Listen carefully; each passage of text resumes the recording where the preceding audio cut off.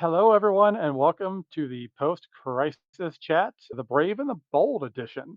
As always, I'm the ever lovely, ever wonderful, ever humble co host, Cookie. And with me, as always, is the hairy one. Hi, it's Randy here. If you're a first time viewer, welcome. Please remember to like the video and subscribe to the channel. Hit that bell notification so you can be notified next week when we upload our next episode. Yeah, it's such a small thing to do, but it really does help the channel grow. And we're trying to make this channel grow as big as we can.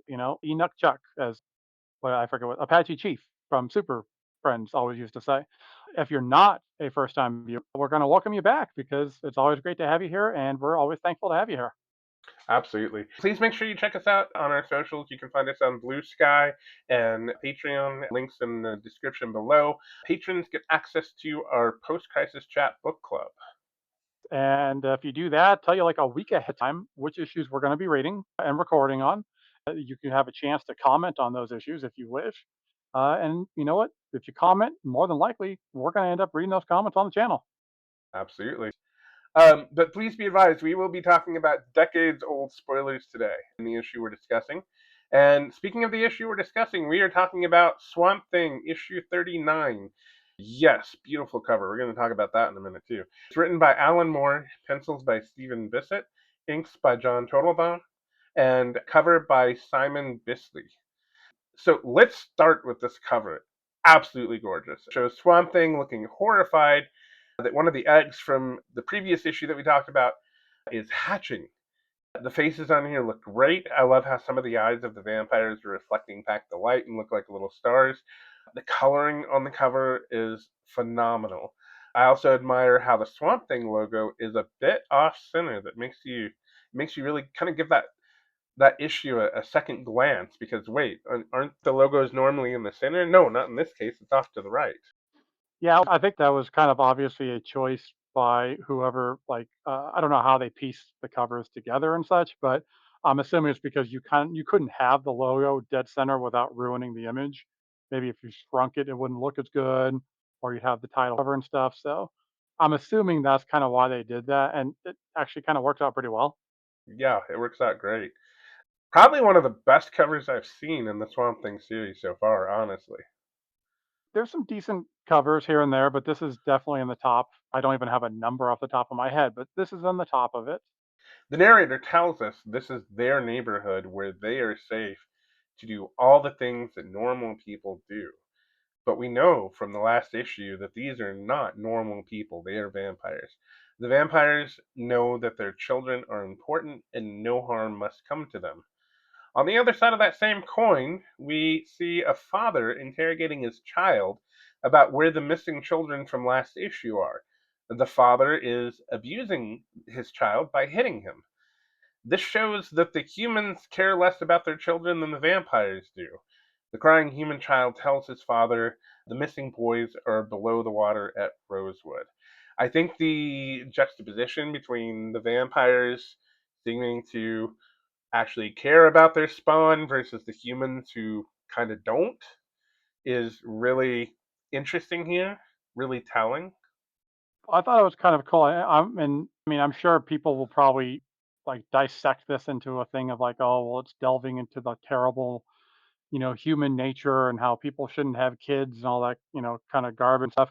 But I thought it was just kind of interesting because of the fact that the 80s was still you were still getting a lot of that innocence of humanity kind of thing. So it kind of felt like at this time you're kind of showing the darker side of humanity. So at least in comic books, we'll say you're showing the darker side of humanity and the lighter side of the vampires. And it just, like you said, the juxtapose was kind of interesting of the way that they did that. And the panel layout for it is really kind of cool looking. I just noticed that it's all in these triangles and such, and it's like really kind of a cool design that he did for this specific page. I agree. The layout is really cool. Where at the top you get two triangular panels that are underwater and one that's not, and then on the bottom you get one triangular panel that's underwater and two that aren't. Just really good panel work here. I enjoyed it too. Next, we get a two-page splash with more phenomenal art. This page looks very cinematic and I really dig it. Swamp Thing has traveled below the water to the town that he drowned so that he can clean up the mess that he left. For more on how he was talked into coming down here, see our last episode. We see Swamp Thing surveying the drowned, rotting town. The narrator seems to say that Swamp Thing recognizes this is the vampire's town. Then we discover that the narrator is Swamp Thing himself, and he has come to destroy the town. The composition of this page is quite good as well. The artist here is credited as being Stephen Bissette, but I have to be honest, I don't believe that credit. Maybe Bissette did the roughs and Totlebon did the finishes. The faces here are just too good to be Bissette alone doing the pencils. Now, that's from my original notes from when I was reading the issue. So something really interesting I found out. In doing some research on this issue, Rick Vetch did some unofficial art assistance with this book. And that explains to me why the book is so inconsistent with really good pages and really bad pages. So Vetch is helping out Bissett, and I actually have a little more to tell you about that a little bit later on in the issue because there's a little bit of an Easter egg in there later on. Anyway, what did you think of the book, this page, Interesting. Cookie? I liked it. I mean, I thought it was Bissett. I didn't do the deep dive into the backstory of it, so I thought it was Bissett because I was actually going to mention is like I think that's one of the things. Like it's we and I when I say we, I mean you have been extremely hard on Bissett, and I was kind of thinking he's one of those artists that, like I said, maybe he's rushed at times and stuff like that. But I think the problem that I've had with his artwork here and there is that the is inconsistent, and inconsistency can be a little jarring in a comic book where if you're getting like some really good pages and then you're getting some stuff that's kind of like okay that's not living up to what you were expecting because you saw the good pages. This is going to sound bad but it's like if you're going to give me crap. If you're going to give me gold. I can't have crap and gold together because this is not like a Reese's peanut butter cup. They don't mix well. Well, and that's the other thing. Bissett sometimes his art works with the scene, but he can't draw faces. I can't say that I've ever seen a good face from Bissett. Maybe good, nothing great. These are great faces on this page. The faces convey emotion. They look like people. They don't look like they're having a stroke. And that's when I was reading this and I was looking at this and going, that does not look like Bissett. And it turns out I was right. The other part of this page that we get from the above water, the child and his father talking more about what happened. We also learn that Nikki's parents are nearby wondering if their child drowned. They decide to go looking for Nikki. I mean, always a good decision of like, you should definitely go looking for your child if they go missing. Highly recommend that to all the parents out there watching this at the moment. Obviously, this isn't going to end well because we already know Nikki's fate, and it's like you kind of got a feeling this is not going to be the best outcome for these people. No doubt. So as we move on to the next page, this looks a little bit more like the art I expect from Bissett. Poorly drawn faces, no backgrounds, lots of, I mean, it looks like it was rushed, which, Bissett, for as an excuse to his poor art, I don't think they gave him enough time, honestly, and that's why you had to call in other artists. But I think his work suffered and the book suffered for it. I don't want to beat a dead horse, but as I'm reading the book, this is what I'm looking at and thinking about. And then Swamp Thing gets surprised by the number of vampires there are as they run up on him. But I don't have as much a problem with the artwork on this one with you because it kind of does have a creepy vibe to it with the vampires that are coming out of the chimney, crawling across the roof, the one coming out of the sewer, like something out of either Teenage Mutant Ninja Turtles or we'll say, I don't know, Return of the Living Dead by the way that the face looks. It gives off a creepy vibe to it that's definitely hitting on that mark to me. So it does. I'll give it that. It is creepy, but the inker is doing a lot of work on this page, so this it doesn't have to. On the next page, we switch back to Howard and Nikki back at the lake. For more on how they got there, you can see our last episode. Nikki has strung Howard up by his feet on the face of a rock. Howard is hanging upside down. Nikki promises Howard after the first bite he won't feel anything. Nikki expresses that Howard is being saved for the feast of the firstborn. When it hatches, it will be hungry. Nikki says children are best to feast upon because they haven't poisoned their blood with nicotine and other substances. Eating children's blood is like eating caviar, Nikki says. That's a very interesting. metaphor for eating children's blood.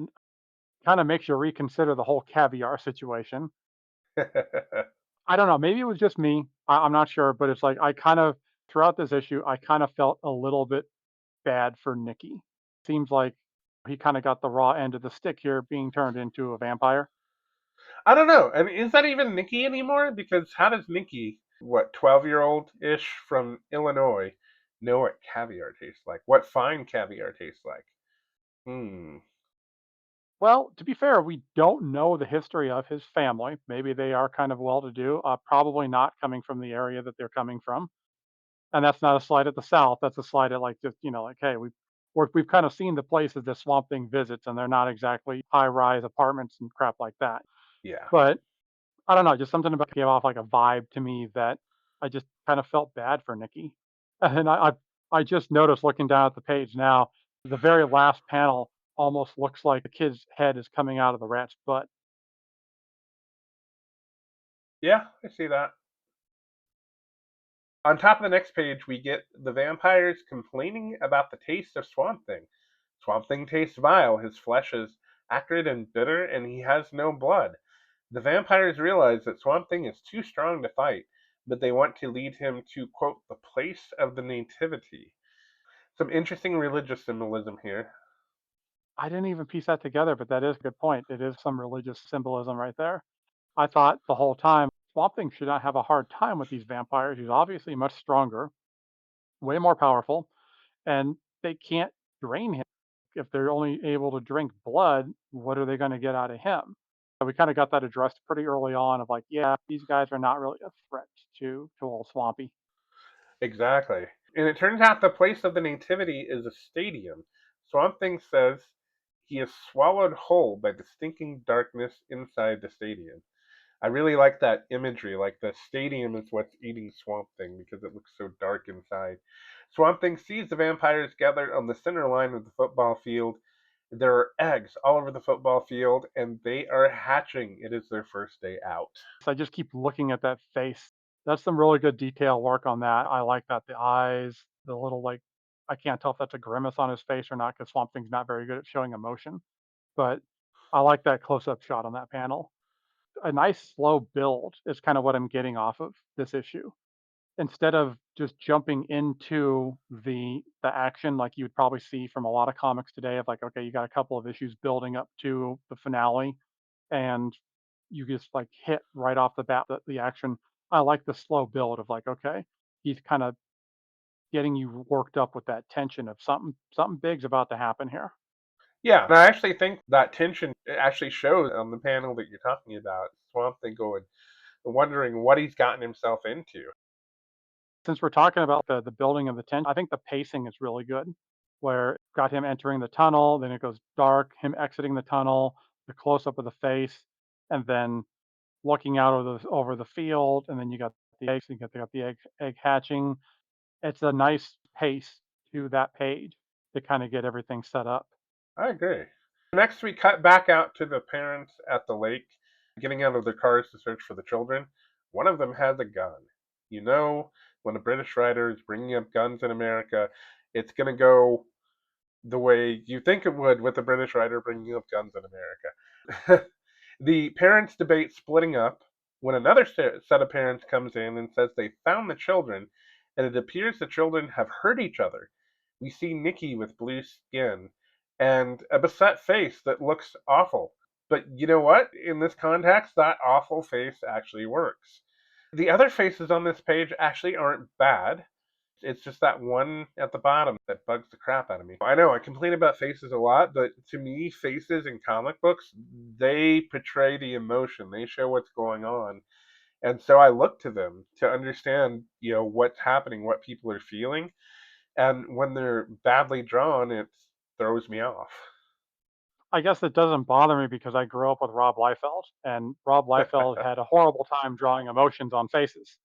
Everyone had the same face; they looked like they were constipated.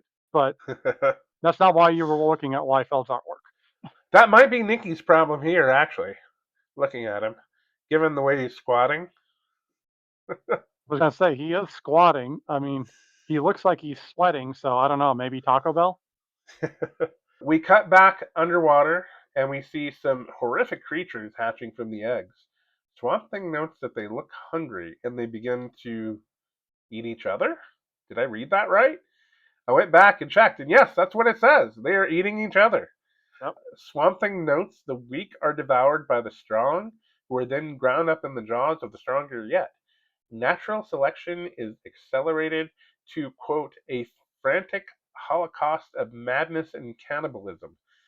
In the end, only one remains alive. That one is pretty well drawn. I admire the art on this page. I think the creature design on this is beautiful. It actually kind of reminds me a little bit of a movie. I guess you could call it a monster movie, kaiju movie-ish kind of thing. I don't know if it's I think it's Korean. So correct me if I'm wrong, people. I believe it might be Korean, could be Japanese, but The Host is the name of the movie, and the creature looks a little bit like the creature from that. Also a little bit from The Relic. It's just a great design. It looks definitely frightening. It does. And I like how the parts of his brothers and sisters are kind of floating around him. Oh, that's definitely a cool effect. That's the cool thing about this comic that I'm starting to kind of discover the more we kind of get into it and read it. It's the words and the pictures, they blend so like seamlessly at times. More gives you this brilliant description of what's happening. And then a lot of times if you're the artist on it, you get a really good visual of what he was describing. And we get sound effects too. Laba Lick Slurk is the sound effect of him eating his brothers and sisters. And I don't recall ever hearing that sound in real life. I don't know if that's something along the lines of bonk, zip, and zap that we used to see from the 60s Batman television show of like just great sounding effects that you never heard before.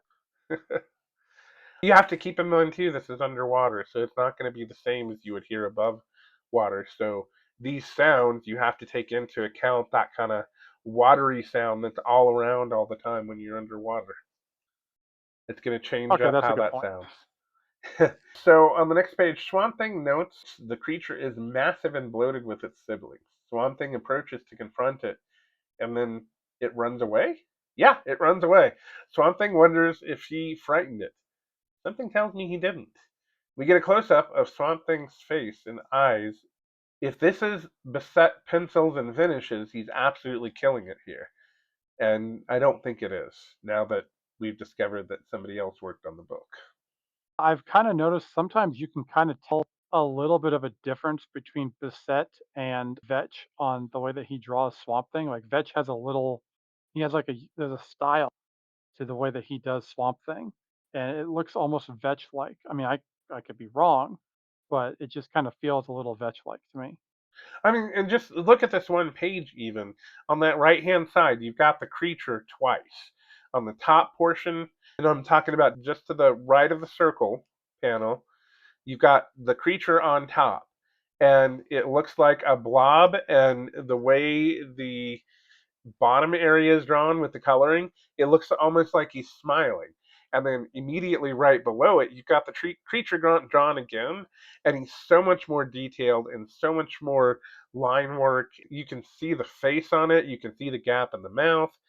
To me, it looks like two different people worked on this page.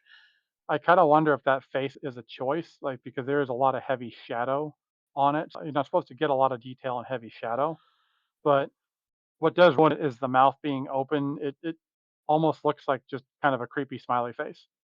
Exactly, and I don't think it fits in this situation. So on the next page, the creature has stopped. It turns towards Swamp Thing and charges. I like this page, mainly because of the panel. I guess you call it the last panel of the page. Up until that point, the artwork didn't bother me, but I can see obviously where you're going to have some issues with the blurriness of the creature. I just took it as, speed, so you're not going to get a lot of detail out of it. You know what? I'm okay with it in that context, especially because we get the detailed work on the right hand side of the page. Oh man, that one is just he did a great job. Whichever one of them drew that part, I thought did a really good job of showing it. It looks like it's cut off a part of Swamp Thing's hand, maybe just ripped him in half. You'll never This right here convince me makes the that's creature. Bissett. That's got to be Vetch. I don't know. I'm gonna say that's Bissett. Yeah, I'm gonna go Bissett on this one. I think you're wrong. On the next page, we do in fact find out that Swamp Thing's head and hand have been bitten off. It tries to eat Swamp Thing's hands and spits out mangled green confetti.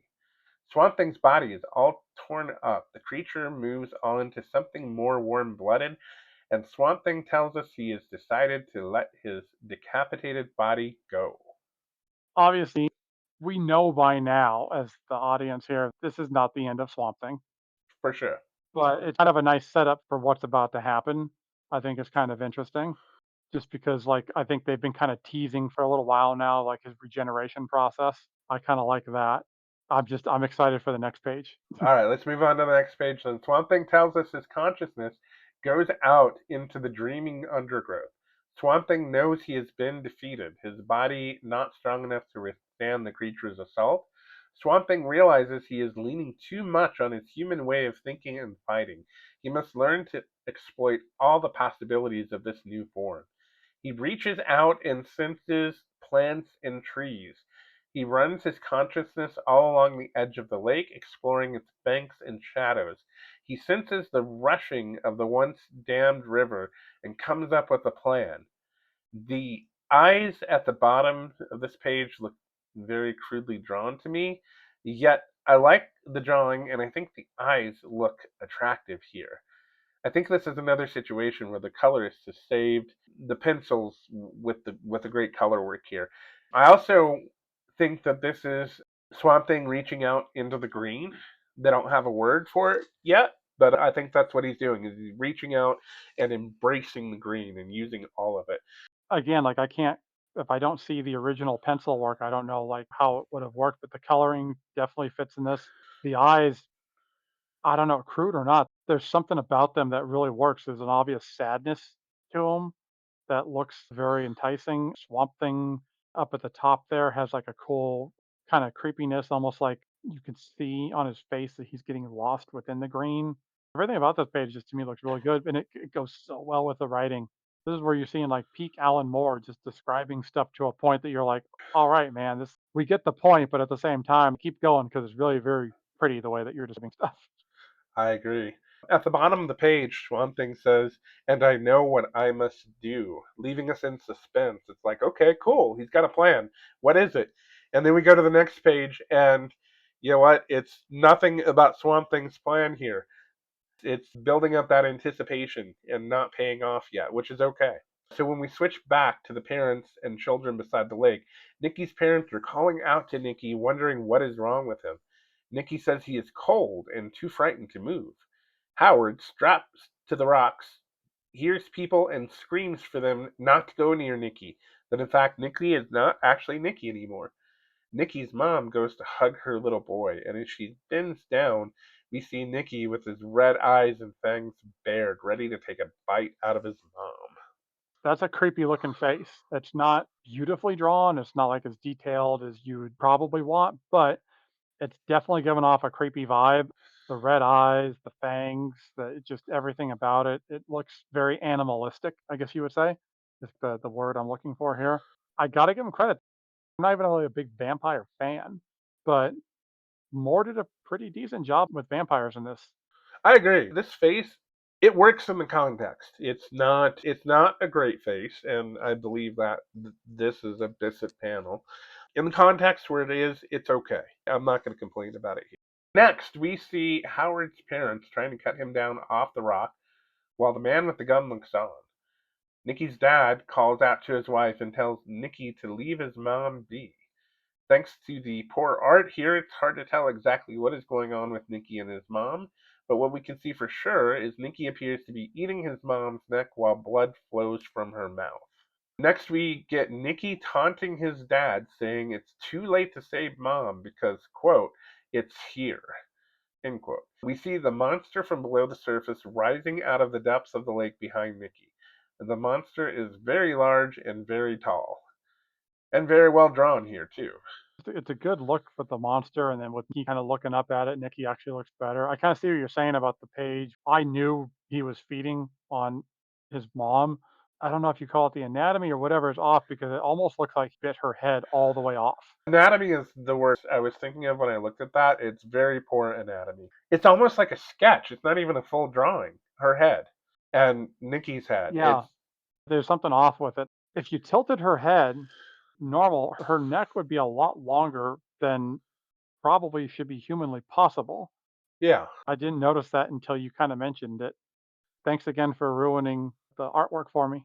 It took me out of the book when I'm sitting here reading this and I'm trying to be scared and I'm trying to put myself in the place of these characters and imagine what it must be like seeing this giant monster rise up out of the lake and I get taken out because the art is so poor. This is supposed to be one of the best comic books of all time, according to what I read on the internet and according to Reddit. And the art ruins it for me in so many places. The only thing I can really respond with, once again, the comments and views my co-host on the show do not necessarily reflect all of us here at Post the Chat, Brave and the Bold. He is a bit of a perfectionist, so please forgive him. I'm not a perfectionist. I just don't want to be taken out of the story because the art is so bad. Anyway, I digress. Nikki's dad appears to freeze in shock. The man with the gun shoots the creatures. The other parents start to turn away. The man with the gun yells after the other parents that everything is fine. He shot the creature, so the area must obviously be safe now, right? Very next panel, the man with the gun gets eaten. I'm not saying it took me out of anything, but it definitely was kind of like, dude, you shot it. You would know if it was dead. Did it fall down? Did it explode? It looks like you shot it and it stood there. How did you not see this thing coming? I think a lot of Americans watch a lot of television and don't have actual experience with a lot of their guns. I'm talking about most just regular everyday Americans, not the ones who go hunting during hunting season and actually kill things, but the other several million Americans that own guns and don't quite understand how guns work. They see somebody get shot on TV and they watch that person die, and they assume that if you get one bullet, you're dead. And it's just not the case. And so I think that this is an accurate depiction of a lot of Americans. That kind of makes sense then. I could see that. It's not like the monster disappeared. Like I said, the monster didn't fall down. You shot it. It was probably a good, we'll say maybe 10 feet away from you. And then it still had time to advance on you as you're yelling, I killed it. Feels like within the time frame there of the movement, you probably would have noticed that you didn't actually kill it. Maybe it's trying to portray to us that the monster is really, really fast. Since you bring up the time frame, you may be right about that. He maybe didn't realize because it moves so quickly. If that's what they were trying to, that kind of works then. It didn't take me out. Like I said, it just a little bit of, all right, man, you probably should have been smarter than this. In a bit of a repeat of the boys playing in the lake in the previous issue, we see some parents debating whether or not to go back for the man who has just had a bite taken out of him. Nice throwback, Alan Moore. We see the creature rising out of the water while Swamp Thing tries to enact his plan. He feels the nearby roots and gathers himself in the heart of the root web. He is able to create arms that are 2 miles long, encircling the quote obsidian depths. Swamp Thing says he begins to flex his muscles. That art on the bottom, I love what it conveys. I think this is Bissette art. I don't think it's very detailed. But again, this is a situation where his poor artwork kind of works given the circumstances and the situation because it's showing that Swamp Thing is not just Swamp Thing anymore.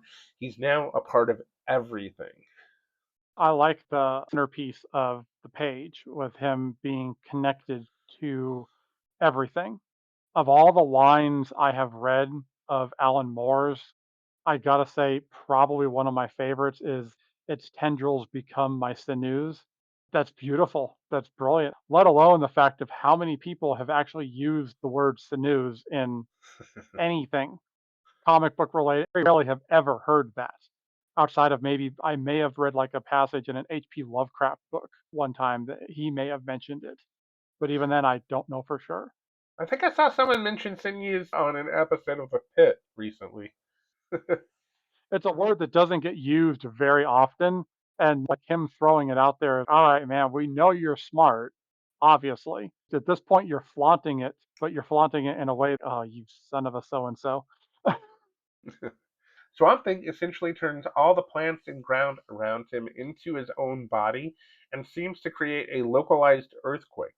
Swamp Thing, quote, shrugs his shoulders, which is enough to make the river travel back into the lake that was so long ago blocked off and remain stagnant. We see Howard's parents making their getaway in front of the enormous wave that Swamp Thing has created. I don't know why it made me think about it. Now I can probably think of why, but at the time, for some reason, what popped in my head was almost like this was a nod to the classic Universal horror films with like Wolfman versus Frankenstein, where a lot of times they would destroy the castle and the monster by blowing up the dam, and there'd be a rush of water, kind of like clearing out everything. That's what this makes me think of. It's this is a horror comic, a monster comic, and then here we have the trope of the raging river sweeping away everything in its path and saving the day. I'm not too familiar with those older movies, but it's cool that it's kind of a throwback and a nod to those movies. Also, I just kind of like to say I love this panel where you see Swamp Thing's head is a part of the mountain in the background, and then it almost looks like his hands just reaching out and over everything as the water flows by. Like it truly shows that he has turned the entire earth into his body. It's definitely showing that you're touching on the power level that Swamp Thing is going to become. Of like you're getting that sense of like, all right, this is probably one of the most powerful characters in the DC universe. And it's going to be interesting. I hadn't really thought about that in terms of power levels, but you're absolutely right. And as we read forward, I'm going to be interested in talking about situations where his power level could have maybe negated the situation in a way that maybe the writer forgot about and just didn't do it correctly. I'm not sure that happened, but I recall when I read it before, there's some rather mundane things that I think maybe could have been taken care of by him flexing his muscles, as it were. But maybe I'm not remembering correctly and I wasn't reading to critique at the time, so we'll get to those issues later on. On the next page, we see all the vampires asking why they couldn't just be left in peace while they are being dissolved by running water. The art on this page is pretty poor, but it's one of those places where poor art actually fits really well considering the vampires are essentially disintegrating. I think this is a place where Bissett's artwork actually shines. Gotta agree. I think he does a good job of the creepiness on them melting. They look like they're melting. They look disgusting, especially that bottom panel of the skeleton of the fish monster. I guess we'll call it giant fish mutant baby. I don't know what we were officially giving this name to this creature, but the skeleton looks kind of freaky. It Almost looks does. Godzilla like. I see that now that you mention it. Next page, we cut to later. Constantine is standing on the shores of Roseville Lake waiting for Swamp Thing. Constantine gets mad and yells, "Where are you? Come on, I haven't got all bloody day." And we see Swamp Thing tendrils start to rise from the lake. I don't really have much to add to this. I do like seeing the aftermath of what happened after the town's washed away and seeing the bones of the vampires and stuff like that. The tendril kind of, wiggling its way up. That's kind of cool. Obviously, what's going to happen. And like, that's the big reveal of like, okay, now we get to see that aside from him just becoming the earth, yeah, he's also kind of got the regeneration thing down pretty good. Yep. We get those sound effects at the bottom of the page too, the schlup and the thlick as he is coming up out of the water. Schlup doesn't bother me. Schlup sounds like a watery, wet, disgusting sound. The other one, I'm still going to call, I've never heard that in my life. All right, fair enough. Next, we see Swamp Thing creating his new body. Constantine remarks that it is complete regeneration in 51 seconds. Constantine says that's pretty good, and he told Swamp Thing that if Swamp Thing sticks with Constantine, then Swamp Thing will learn something. Now, I want you to pay very close attention to the sound effects on this page. That center panel at the top that says Vwick Veach. Oh, yep. That, according to the internet, is a nod to the fact that Vetch, which I've been calling Vetch this whole time, maybe it's Veach instead, that Veach has actually been helping with the issue. They put that in there as a little bit of an Easter egg. That's interesting. I also have been calling him Vetch until I am officially corrected by anybody in the comments or anywhere else. I'm going to continue to call him Vetch because I've been saying that for pretty much my whole life. And according to the internet, this is actually onomatopoeia of Veach's name. It's just a kind of a little nod to him. Thank you for helping with the issue. And I thought that was pretty cool, actually. I like it. That is pretty cool. It's kind of nice when they give you nods like that. I like the regeneration. I think the regeneration is it's very well paced. It's very well drawn. Kind of shows the slow build from a bunch of tendrils. Then we start to see the development of a quote unquote skull, and then of course some skeletal structure, and then like finally we get full on swamp thing. Yeah, it's cool how he builds himself up. And also, he's still using the human 2 arms, 2 legs, a torso. He's still using the basic human shape, showing us that he hasn't completely given up on those memories of Alec Holland. That's actually kind of an interesting point of it's like if he would have completely abandoned his humanity, then why wouldn't he just be living out his days as a flower? Why does he have to continue to be Swamp Thing? I'm going to assume he still holds on to that last lingering bit of his humanity for Abby. We move on to the next page, and Swamp Thing says he kept his end of the bargain and he wants more info. Constantine tells Swamp Thing that Swamp Thing botched the job. Constantine tells Swamp Thing a kid and his parents survived and they got out to tell the story. The whole point of this exercise was to stop that from happening. As the story continues getting out, the story will continue to get more outlandish. Before you know it, you'll have people within 50 miles believing in vampires a little more. This plays into the hands of the people who are controlling things behind the scenes. Whatever is coming, they need the right sort of atmosphere to make it happen. We discussed some of this in the previous episode. Constantine says, with all the red skies and weather patterns that have been going on lately, that make this the right time too. For those of you who don't know, weird weather patterns and red skies were part of the Crisis on Infinite Earths, the event that this channel was named after. Constantine tells Swamp Thing that Swamp Thing needs to meet Constantine in Kennesaw, Maine. Swamp Thing is all, Maine? WTF, bro? I don't like you. Constantine says, you don't have to. See you in Kennesaw then. I'm glad you pronounced it because I didn't know how to pronounce it. So Kennesaw is how you say it. That's interesting. I wonder if it's a real place. I might have to look that up if I remember. It feels like this is leaning almost towards a thing of I don't like you, you don't like me, but we got to team up, and eventually we're going to become best friends. The next thing you know, we're going to be having Thanksgiving dinners with our families together, and they're going down that enemies becoming buddies situation, which is kind of fun. I like the red sky thing, and to be honest, and I don't know if you did the same thing, I was not paying attention to the color of the sky throughout the entire issue until they said red sky, and then I was like, oh yeah, red sky. So the crisis.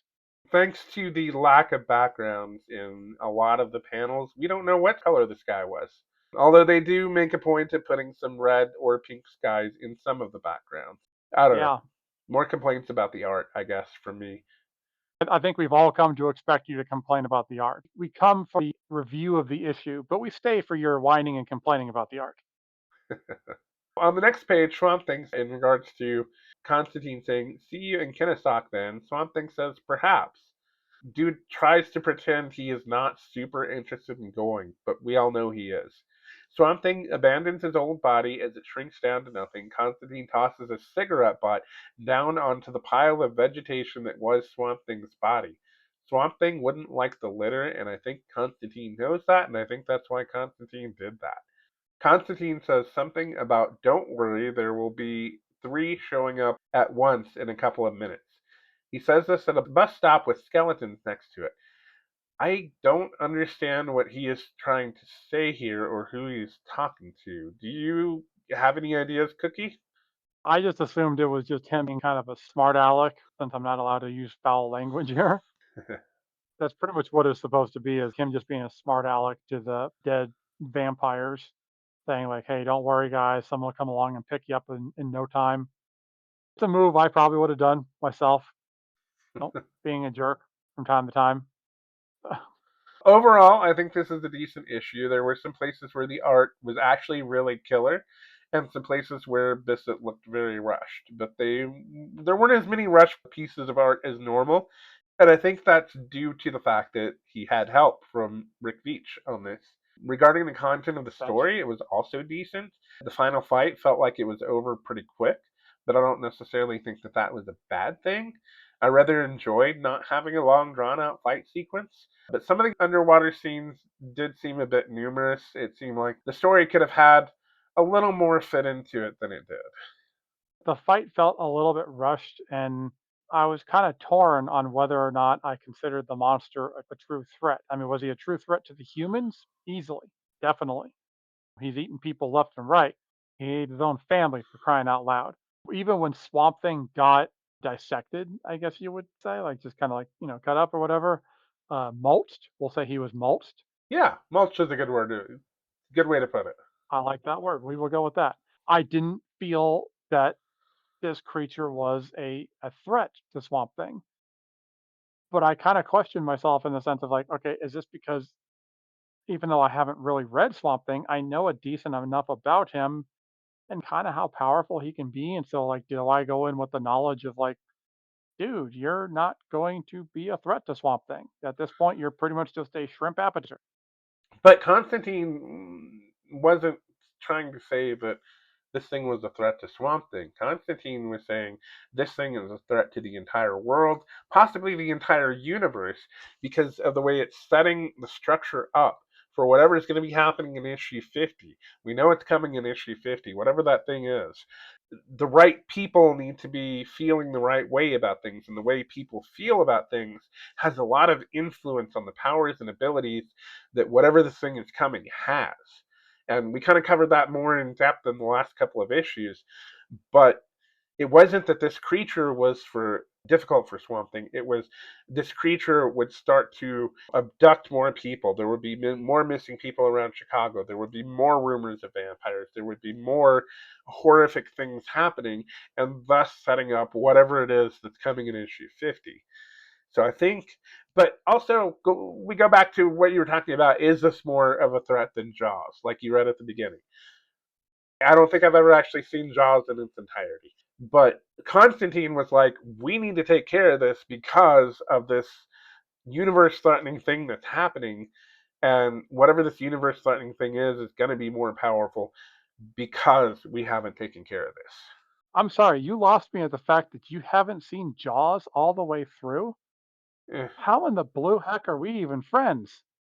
Seriously, man, Maybe we'll do it that on is one of just our a movie terrible watching thing to say days. to someone. I can sit through it, I guess. This thing's obviously a bigger threat than Jaws because, Jaws can't walk on land. There is that. So that's how you defeat Jaws? You just get out of the water? Those people are idiots. Yeah, don't go in the water. You heard it here first, people. If you don't want to get bit by a shark, don't go swimming. There you go. Cured. We just solved the problem. I felt like the hype, obviously that's what they're supposed to do. They're supposed to hype it up. Felt like they were trying to hype it up as a bigger deal and it really wasn't. But it's like it didn't hurt it. It didn't take away anything. And obviously that's because the fact of, yeah, this thing wasn't a threat to Swamp Thing, but you still got to see him unleash his full power. I mean, dude went Super Saiyan 3. I don't know what Swamp Thing's powers are going to end up being because I don't have as much familiarity with Swamp Thing, but it's really exciting to me to watch him grow and watch him discover these powers. And I can shrug my shoulders and change the course of a river and cause an earthquake. That's badass. So you like to watch a man grow, do you? Overall, I gave this issue a 2.25 out of 5 headless swamp things. What about you? We'll go 2.7. I'll go a little bit higher on yours just because flipping through it again, even though I literally just read it like probably 30 minutes before we started recording. Those are always like quick read throughs because you're trying to kind of hurry up and do your homework before the test comes. So you don't get to really appreciate it. So as we record these, I'm flipping through the issue. I will notice certain details. I did not notice the Swamp Thing mountain as he unleashed his flow upon the world. What did he say? That was kind of interesting. It made me respect it a little bit more of like, all right, man, we're starting to see Swamp Thing kind of get a little bit more powerful. It's a journey. And we're along the ride for that journey. It's kind of got me a little bit more interested. As we take this journey, I do find myself picking up more than I did the first time I read through. I really like that fact because, but we're going to come up on some issues that I did not like at all, and I'm interested to see how I feel about them the second time around. And I'll be interested to see if I like them and tell you that you're wrong. That's the end of our show. Thank you everyone for joining us tonight. We're really glad that you're here with us. We do this for the love of the comics medium. Please join us on our Patreon where we have our Post Crisis Chat book club for our members. We let our patrons have their say on the book, and we'll read some of those comments on the channel when we record. Yes, and also don't forget to check the description and the links for Amazon affiliate page. If you go there, you click and you buy, you can pick up copies of the books we're reading currently, obviously Swamp Thing, in various formats. You got like hardcovers, you got soft covers, you got graphic novels, which are basically the same thing as soft covers. You got oversized, you got collected editions, you got everything you can possibly imagine. And the cool thing is, when you click a link, we're going to get a little bit of the kickback from that. And it's not going to cost you anything extra, but it gives us something extra. Yes, go out and grab that Absolute Edition Swamp Thing, the one that's like 8 feet tall that you have to read from above because it's so large and the art is so detailed. You can follow us on Blue Sky. The link is down in the description below. We'll be announcing there when we post new episodes. Also, if you could like the video and give the channel a subscribe, comment on the video as soon as you see it. Those things would really help support and grow the channel so that we can make the YouTube algorithm happy with us. By the way, we got a record number of views on our last video, so thank you everyone for checking that out, especially if you found us from Reddit. I posted up our videos there. I think we got a few viewers from Reddit, so thank you, Reddit. We're happy you're here. Yes, definitely. We appreciate you guys coming and checking us out. We want to grow as big and strong as Swamp Thing when he becomes a mountain. Lastly, we got to give a shout out to our wonderful, awesome, amazing, talented, and I'm going to keep kissing his ass forever. You can cut that part out. No. No, I don't think I will. Yeah, we couldn't do this without you, brother. We really appreciate it. Thank you. Have we decided our sign off? Is this it? Okay. I know we have a sign off, and we can keep this whole little back and forth in if you want to, but I know we have a sign off. I just thought, in recognition of the Nacho King, Randy Savage, that we got doing our editing for us, we can end it with an oh yeah. Oh, yeah! I'm not going to try and imitate that, but that is the perfect ending. Thank you, everybody, for joining us.